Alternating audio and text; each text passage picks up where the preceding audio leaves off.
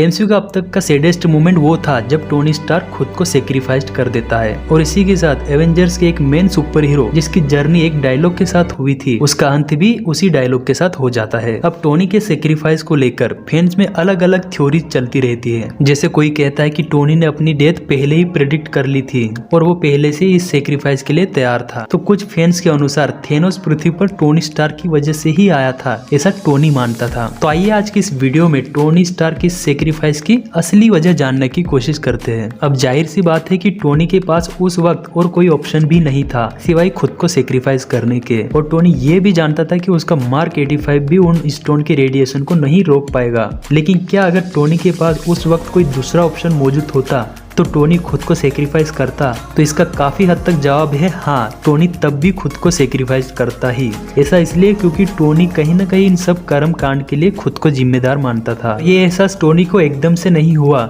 बल्कि ये बात टोनी को बहुत पहले ही समझ आ गई थी। जब 2012 में न्यूयॉर्क बैटल के दौरान टोनी ने देखा कि पृथ्वी से बाहर भी कुछ एंटिटीज है जो पृथ्वी के लिए खतरा बन सकती है, तब से टोनी ज्यादा इनसिक्योर हो गया और पृथ्वी को उन एलियन से बचाने के लिए नए नए सुझाव ढूंढने लगा। यहाँ तक न्यूयॉर्क बैटल के उस पोर्टल वाले हादसे के बाद टोनी काइंड ऑफ डिप्रेशन में चला गया था और जब भी वो उस हादसे को याद करता था तो उसे पैनिक अटैक होने लगते थे।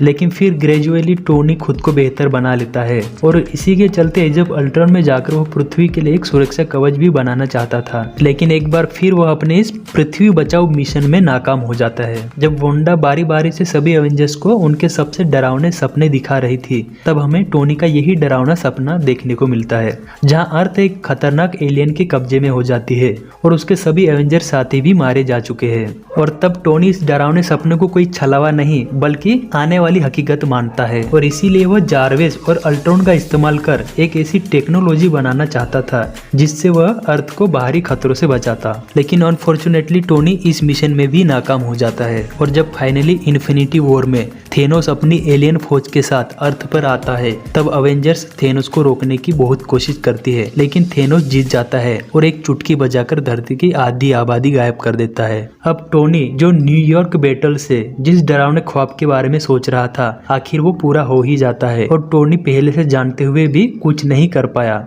और यही गिल्ट टोनी को अंदर से खोखला कर रहा था। और जब स्पेस में डॉक्टर स्ट्रेंज टोनी को जहाज वापस धरती पर मोड़ने के लिए बोलता है, तब टोनी डॉक्टर स्ट्रेंज को यही समझाता है और जहाज पृथ्वी की ओर ना मोड़कर टाइटन ग्रह पर चले जाते हैं। अब धरती की आधी आबादी मिट जाने के बाद टोनी जब स्पेस से वापस लौटकर आता है, तब वह कैप्टन अमेरिका को वही बात बताता है जो वो एज ऑफ अल्ट्रॉन और सिविल वॉर में उसको समझा रहा था। अब टोनी समझ चुका था कि थेनोस को हराना लगभग नामुमकिन है, इसलिए वह अपने बैकअप प्लान पर काम करना शुरू कर देता है। और ये तो हम जानते ही है कि टोनी अपने पिता हावर्ड स्टार्क की तरह ही कितना बड़ा विजनरी था।